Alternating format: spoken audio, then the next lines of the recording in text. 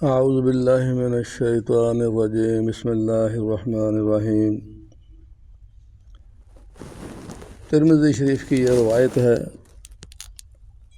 عنوان ہے اکرام مسلم۔ ابو ہریرہ رضی اللہ تعالیٰ عنہ روایت کرتے ہیں کہ رسول اللہ صلی اللہ علیہ وسلم نے ارشاد فرمایا، کون ہے جو مجھ سے یہ باتیں سیکھے پھر ان پر عمل کرے یا ان لوگوں کو سکھائے جو ان پر عمل کریں؟ حضرت ابو ہریرہ رضی اللہ تعالیٰ عنہ فرماتے ہیں، میں نے عرض کیا، یا رسول اللہ صلی اللہ علیہ وآلہ وسلم، میں تیار ہوں۔ آپ صلی اللہ علیہ وآلہ وسلم نے از راہ شفقت میرا ہاتھ اپنے دست مبارک میں لے لیا اور گن کر یہ 5 چیزیں بتائیں، یہ 5 باتیں ارشاد فرمائیں۔ پہلی کیا بات ہے؟ حرام سے بچو، تم سب سے بڑے عبادت گزار بن جاؤ گے۔ اللہ تعالیٰ نے جو کچھ تمہیں دیا ہے اس پر راضی رہو، تم سب سے بڑے غنی بن جاؤ گے۔ اپنے پڑوسیوں کے ساتھ اچھا سلوک کرو تو مومن بن جاؤ گے۔ جو اپنے لیے پسند کرتے ہو وہی دوسروں کے لیے بھی پسند کرو، تم کامل مسلمان بن جاؤ گے۔ زیادہ ہنسا نہ کرو کیونکہ زیادہ ہنسنا دل کو مردہ کر دیتا ہے۔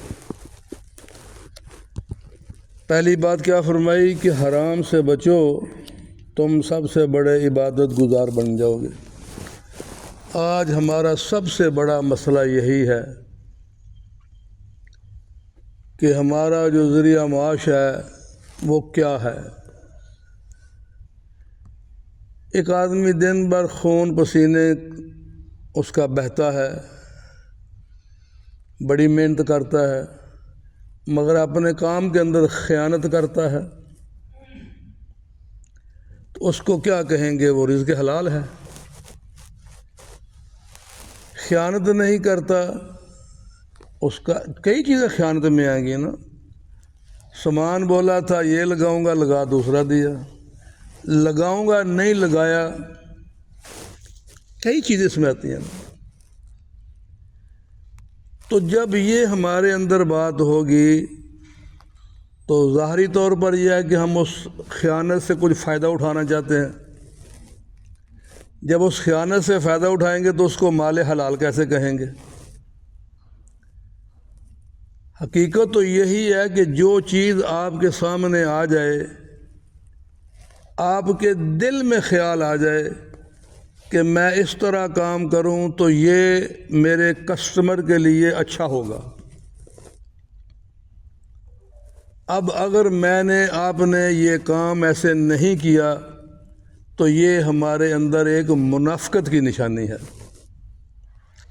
یہ اندر سے ضمیر کی آواز آئی کہ تیرے بھائی کا بھلا اس بات میں ہے، اس کا کام یوں اچھا ہوگا۔ یہ اندر سے آواز آئی ہے، یہ اس کے ضمیر نے اسے ایک انڈیکیٹر دیا ہے۔ اب اس نے اس کی پرواہ نہیں کی ہے۔ جب پرواہ نہیں کیا تو یہ ایک منافقت کی دلیل ہے۔ کیونکہ بھائی سب سے پہلی بات یہ ہے کہ میں اپنے لیے کیا پسند کرتا ہوں۔ کیا میں پسند کرتا ہوں جب گھر سے نکلوں گاڑی کے کام کے لیے، کسی کام کے لیے، تو جس کے پاس جا رہا ہوں جناب کھلم کھلا فراڈ کرے میرے میں کوئی بات نہیں، میرے سے پیسے زیادہ لے لے کوئی بات نہیں، سامان اصلی کہے لگا نقلی دے کوئی بات نہیں۔ میں کیا پسند کرتا ہوں؟ آگے یہی لکھا نا، جو اپنے لیے پسند کرتا وہی دوسرے بھائی کے لیے پسند کرے۔ اب میں چاہتا ہوں کہ میں جس کے پاس جاؤں میری وہ عزت بھی کرے، جناب مجھے احترام سے بٹھائے اور میرا کام اچھا کرے، بہترین کام کرے، کمپنی کی طرح کام کرے، پیسے مناسب لے، تو میں خوش ہوں۔ تو جب میں یہ چاہتا ہوں تو میں دوسرے کے لیے کیوں فراڈ پسند کرتا ہوں؟ اور عبادت گزار تو تبھی بنے گا جب عبادت قبول ہوگی۔ ایک لقمہ حرام کا اگر اندر چلا گیا تو 40 دن کی عبادت جو ہے اس پر کاٹا پھر جائے گا۔ ان 40 دنوں میں چاہے رمضان کے روزے آ جائیں، ان 40 دنوں میں چاہے رمضان کا عمرہ آ جائے، ان 40 دنوں میں چاہے حج آ جائے، کچھ بھی آ جائے، ایک لقمے سے 40 دن کی عبادت پر کاٹا پھر جائے گا۔ ایک وقت میں ہم کتنے لقمے کھاتے ہیں بھئی؟ دیکھو نا، حلال اور حرام اللہ کے رسول نے واضح فرما دیا۔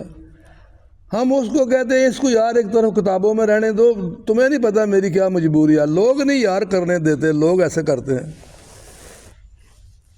بھئی اگر ہم نے کلمہ پڑھا ہے لا الہ الا اللہ محمد رسول اللہ صلی اللہ علیہ وسلم، تو پھر ہمارے اندر ایک دائرہ لگ گیا ہے نا۔ اب ہم اپنی مرضی نہیں کر سکتے، اب مرضی چلے گی اللہ کے رسول کی۔ وما آتاکم الرسول فخذوا وما نہاکم عنہ فانتہوا۔ میرا نبی اللہ فرماتے ہیں میرا محبوب جو دے وہ لے لو، جیسے منع کر سے باز آ جاؤ۔ اب ایک چیز کو اللہ کے حبیب نے فرمایا کہ یہ حرام ہے، ہم اس کی توجیحات پیش کریں چونکہ یہ ہے اور یہ ہے اور اس میں میری مجبوری ہے؟ نہیں، کوئی نہیں، بس ختم۔ صحابہ کے اندر یہی تو کمال تھا، حکم آ گیا بس آمنا صدقنا، عمل ہو گیا۔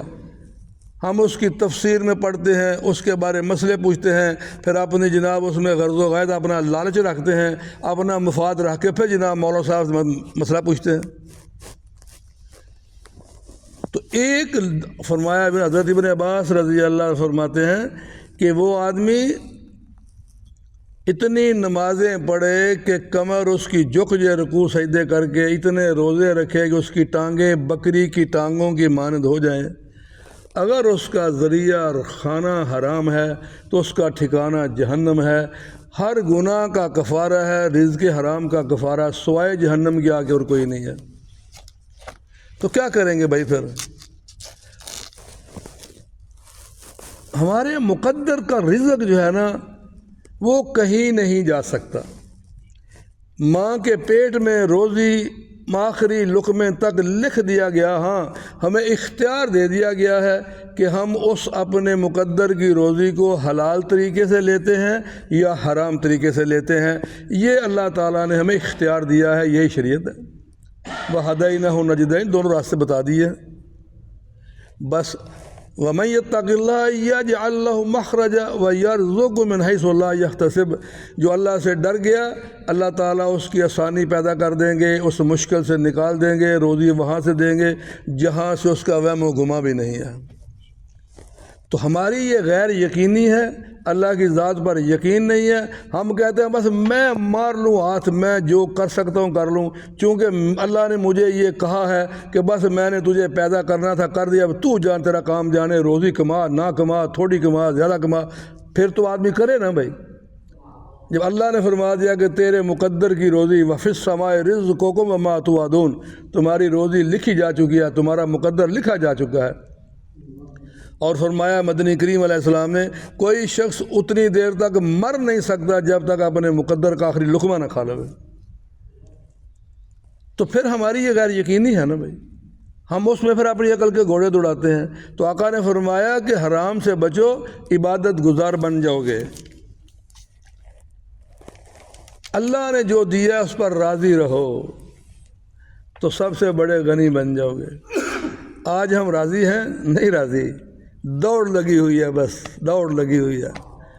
اگر ہم اللہ پر راضی ہو جائیں، اپنے مقدر پر راضی ہو جائیں، اور اپنے جو فرائض ہیں، جو اللہ کا حکم ہے، نماز کی پابندی ہے، اور جو اللہ نے عبادات کا حکم دیا ہے، جو فرائض ہیں، اگر ہم اللہ کے حکم کے مطابق، پیارے آقا کے طریقے کے مطابق ہم اپنی زندگی کو گزارنا شروع کریں گے تو مقدر کی روزی جو ہے وہ ہمیں آسانی سے ملے گی۔ وگرنہ یہی ہوگا جیسے وہ صحرا میں ہرن دوڑتی ہے، پیاسی ہرن دوڑتی ہے، اور وہ گرمی میں ریت کے ذرات جناب چمکاتے ہیں، وہ سمجھتے ہیں یہ پانی آ گیا، یہ پانی آ گیا، یہ پانی آ گیا، وہ ریت کے ذرات ہیں، پانی آتا نہیں ہے، ہرن گر کے بے ہوش ہو کے زمین پر گر جاتی ہے۔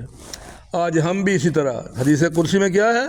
اے میرے بندے کہ میری چاہت ہے، ایک تیری چاہت ہے، تو میری ایک چاہت کو پورا کر دے، میں تیری ساری چاہتوں کو پورا کر دوں گا۔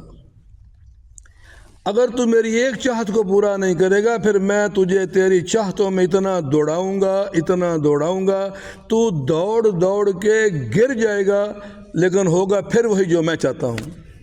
ہمیں اللہ کے اس حکم پر کیوں یقین نہیں آتا؟ اللہ فرماتے ہیں ایک من لے ساریاں تیریاں مننا گا، اسی آنے یا اللہ اے نہیں مننی، باقی اسی آپ پہ زور لا لیں گے جو لا سکنے ہیں۔ تو مسلمان کا معنی کیا ہے؟ مسلمان آج کرتا کیا ہے؟ تو بہرحال بھائی پڑوسیوں کے ساتھ اچھا سلوک کرو۔ اب پڑوسیوں کے لیے 40 گھر، مشرق 40، مغرب 40، شمال 40 جنوب، یہ میرے آپ کے پڑوسی ہیں۔ اس میں کوئی نہیں ہے کہ یہ مسلمان ہے یہ غیر مسلم ہے، میرا پڑوسی ہے، پڑوسی کی حق جو ہے وہ میرے ذمہ آپ کے ذمہ ہے۔ آج پڑوسی کا سامان چوری کر لیتا ہے، پڑوسی کے گھر کی عزت کو برباد کر دیتا ہے، پڑوسی کے گھر کو جناب فراڈ اور دھوکہ، کیا کچھ ہو رہا ہے؟ پھر ہم گلہ کیا کریں؟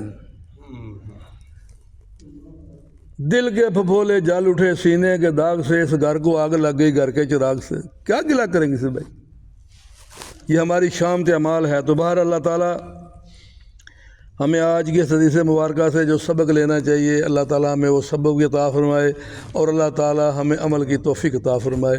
اللہم لک الحمد کما ینبغی لجلال وجہک وعظیم سلطانک، اللہم صلی علی محمد وعلی آل محمد کما صلیت علی ابراہیم وعلی آل ابراہیم انک حمید مجید، اللہم بارک علی محمد وعلی آل محمد کما بارکت علی ابراہیم وعلی آل ابراہیم انک حمید مجید، اللہم انی اسألک من خیر ما سألک منہ نبیک وعبدک ورسولک وحبیبک سیدنا محمد صلی اللہ تعالی علیہ وآلہ وسلم، ونعوذ بک من شر ما استعاذ منہ نبیک وعبدک ورسولک وحبیبک سیدنا محمد صلی اللہ تعالی علیہ وآلہ وسلم، انت المستعان وعلیک البلاغ ولا حول ولا قوة الا باللہ العلی العظیم، وسلام علی المرسلین والحمد للہ رب العالمین، لا الہ الا اللہ محمد رسول اللہ۔ جزاک اللہ خیر۔